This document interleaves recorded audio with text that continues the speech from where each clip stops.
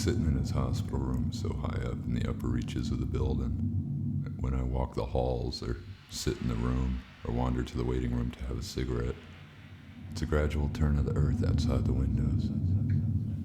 The distant plains filled with buildings that have a look of fiction, because from this perspective they flatten out against one another, on into the distance, until there's thousands of windows, each one containing at least one human being that shows no signs of life.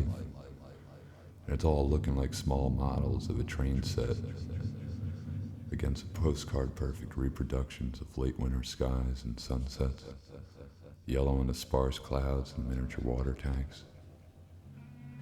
And leaning against the glass of the window of his room, I can see dizzily down into the street. I wonder what it is to fall such distances. I'm afraid he's really dying. And when we brought him in here, it was just for some routine test because he wasn't pissing for days. The slightest movement of an arm or leg brought nausea.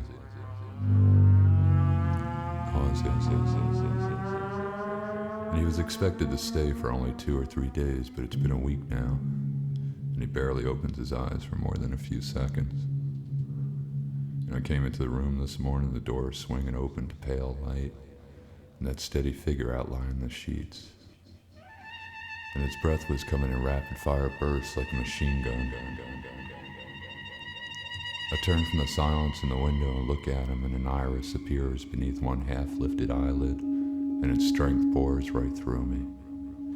And I turn away almost embarrassed, having as much life in me as he hasn't. And the iris was the size of the room. It dwarfed the winter light filling the streets outside the window. It radiated across the heavy clouds with 50,000 windows reflecting the bluest sky through it.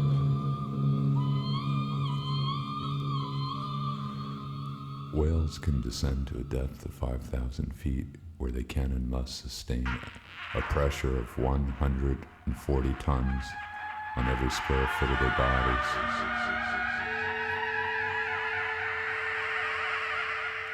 He seemed to wake for a moment and drifted soundlessly for a while, and then asked me in sounds that took 5 minutes to translate to help him into the nearby bathroom so that he could shit or something. And I manipulated the machinery and the structure of the bed so that his upper body rose towards me and his legs sank away. And I placed my hands beneath his back, it was hot and sweaty, and pulled him into a sitting position, and then took one paralyzed leg after the other, pulling him over the side of the bed. And then I realized he was going nowhere. He was limp and his eyes were closed and his mouth against my arm breathing wet sounds. And I felt my body thrumming with the sounds of vessels of blood and muscles contracting, the sounds of aging and of disintegration. The sound of something made ridiculous with language, the sense of loving and the sense of fear. I looked into his face.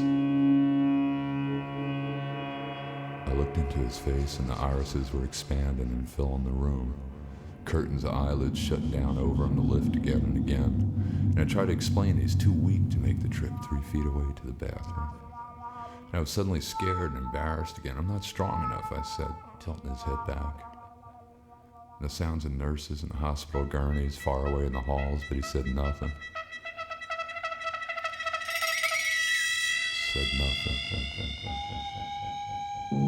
His dark eyes just staring and flickering back and forth from side to side in a strobic motion. Was he sleeping? Was he dreaming? What thoughts lay behind those eyes? What pictures form him? Do blind men have visual dreams? Do blind men have visual dreams? Dreams of color? Dreams of form?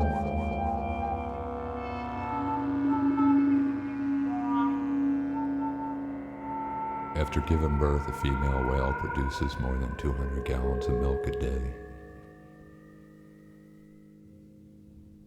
And looking out the windows, I can place myself somewhere out in that sky, lie down in that texture and dream of years and years of sleep. And I talk. And I talk inside my head of change and of peace for this body beside me, of life for this body beside me, of belief in the unalterable positions and the shifting state of things, of disbelief, of disbelief and of need for something to suddenly and abruptly take place. This need for something to shift, like that last image of some Antonioni film where the young woman looks at the house her father built. Because of her gaze, it explodes not once but twice in slow motion. Huge fireballs of rupturing gas lines and couches and tables and chairs splintering into waves of shards and light and glass drifting in glittering helixes. And even the entire contents of the family refrigerator lovingly spilling out towards the eye in rage. Rage. A perfect rage I was beginning to understand. Seeing myself hovering in the atmosphere outside the building's walls. And wanting a shout to come from my throat. A shout that would level all the buildings, or else have a strength in my hands where I could rip open the earth like a cheap fabric and release a windscreen of lava and heat, or with the fist banging against my thighs create shockwaves that would cause all the manufacturers of the pre-invented world to go tumbling down in a slow and terrifying beauty till all the earth was level. Or maybe just to have some water pouring from my head